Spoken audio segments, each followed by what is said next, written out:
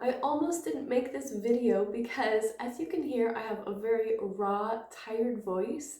I've been sick the past few days, my voice has taken a huge hit, but then I got to thinking, what better time to show you the wonders of straw phonation. Now, straw phonation is a bit of a buzzword right now, very trendy, but let me tell you, the hype is for good reason. Straw phonation was pioneered by vocalist S.O.V.T, and it is incredible. It's therapeutic, it will help your singing voice, it will help your speaking voice. So let's get into it. I'm going to give you a bit of the background of why this works. I'm going to show you how to actually do the straw phonation and some exercises you can sing through with straw phonation. And then at the very end, I'll show you some alternatives just in case you want to try straw phonation and get all the benefits without actually using the straw. A lot of different ways to practice the wonders of this, what we call S.O.V.T vocal exercise. Okay, so let's do a little before and after. Here's my singing voice right now in its raw state. So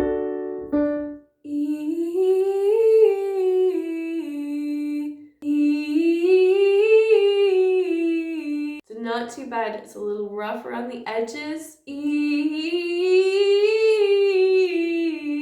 Chest voice is the wonkiest right now, so head's okay, mix is okay, a little uncomfortable. Chest really takes a hit. This is common when you're sick, by the way. You'll usually lose some of your top range, upper register, or the bottom will drop out, or some of both. Some people find they can sing a lot lower than usual. It's not usually me. I usually lose my low notes. Okay, let's get into it. So you'll notice here that I only have my cup of water a third full. All right, so just a bit of background about the straws. I just use right now a regular plastic washable drinking straw. You can also get metal straws. I like this one because of the width. It's about a millimeter. So to choose the right straw for your voice, start with medium, I would recommend. If you go about a millimeter opening across the top, start with that. And if you find you're getting too much resistance, you feel a lot of discomfort in your throat, then go with a wider opening. Or if you feel you just are ready for more of a challenge, try the thinner straw, see how that sits in your voice. Now, all you do is you take your straw and you immerse it in a cup of water. I don't recommend filling the glass all the way to the top. You'll notice here I have about a third, and that's a good place to start. Fill it up about a third of the way full. The more water, the more resistance. And your voice is probably going to get tired quite quickly if you're not used to practicing this way. So start with less water. You can always add a little more and see how that feels. You don't want to feel pain. You probably will feel a little bit of resistance, but if you find that you have this pushing sensation, then likely you either need a thicker straw or less water. So just be mindful of that. Downside of doing this video sick is you have to listen to this voice, so I do apologize for that. But hopefully some of these exercises will help. I'm just going to start with gentle glides. It's not going to be pitched per se, but I am going to give my ear a point of reference for where to start.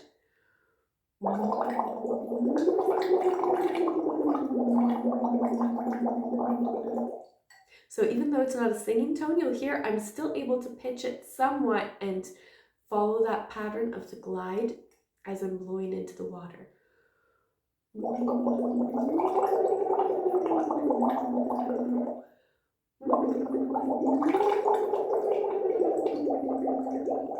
So glides are a nice, easy way to start. I started lower in my voice. I'm going to work my way up. Something else that you can try is just to sing on a simple triad, 3 notes skipping.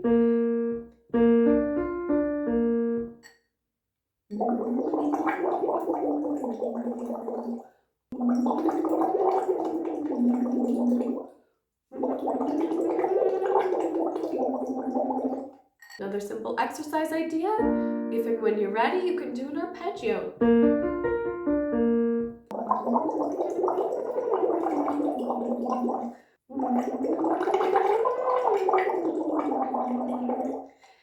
Almost any vocal exercise will work. I'm just starting out simple, basic, give you an idea. As you can see, it really is as simple as putting a straw in water and singing while you blow.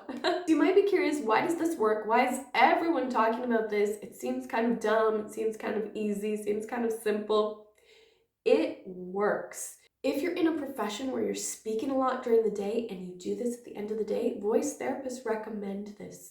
It really does rehabilitate your voice. It removes the strain, it eases the tension. It's kind of like a vocal reset for you.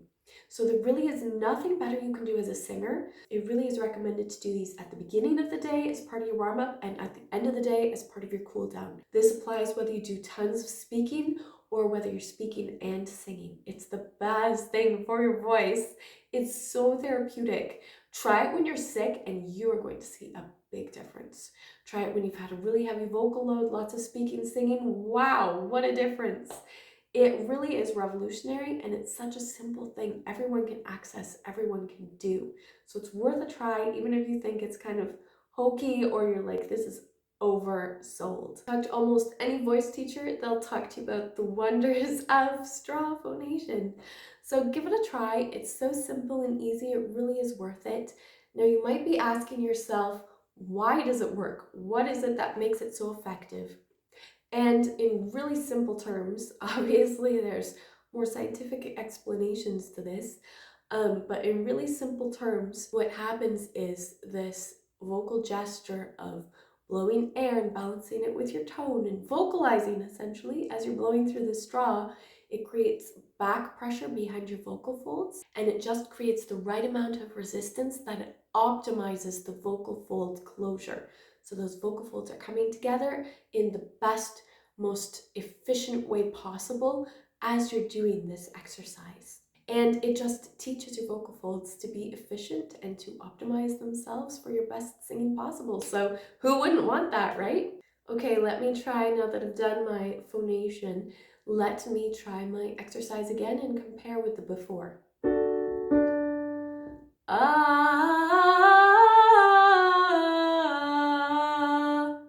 Wow, still not where I want it to be as a singer, obviously, but that was a big difference from what I experienced before with all the cracking before I did the straw phonation. So this makes a difference, folks. Now, if you want to try other alternatives, maybe you're bored of the straw, maybe you have to practice somewhere away from home and you don't have your straw with you, there are a few alternatives. This perhaps is the most obnoxious one, a kazoo.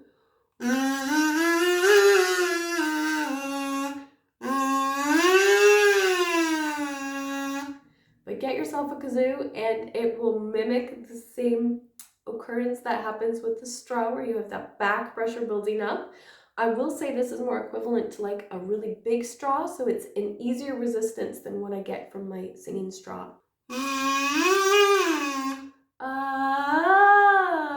However, it still does help. Another alternative to the straw is just to do some tongue trills. Now, some people really struggle to do a tongue trill, so if that's you, this might not be ideal.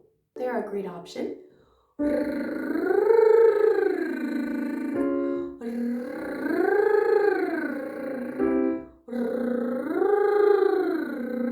This is my go-to when I'm on the go, needing to practice in the car, that kind of thing. Quick, easy, very effective as part of your warm-up. Then, of course, the lip trill or the raspberry.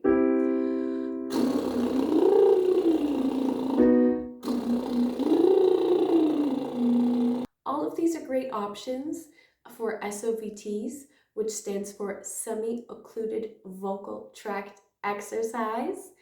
Any of these are great. Straw is probably the most popular type of S.O.V.T exercise, but any of these are great. Use them, give them a try. Let me know if you already have a favorite kind of S.O.V.T or if you include straw phonation in your vocal practice and how it's been working out for you. There really is no magic size of straw. Just try a few, see what works for you. Whether you're sick, rehabilitating your voice, just trying to find your best phonation possible, definitely worth it. Simple, easy, effective. Give it a try. Let me know how it goes in the comments. If you liked this video, please remember to subscribe for future updates. Thanks for being here.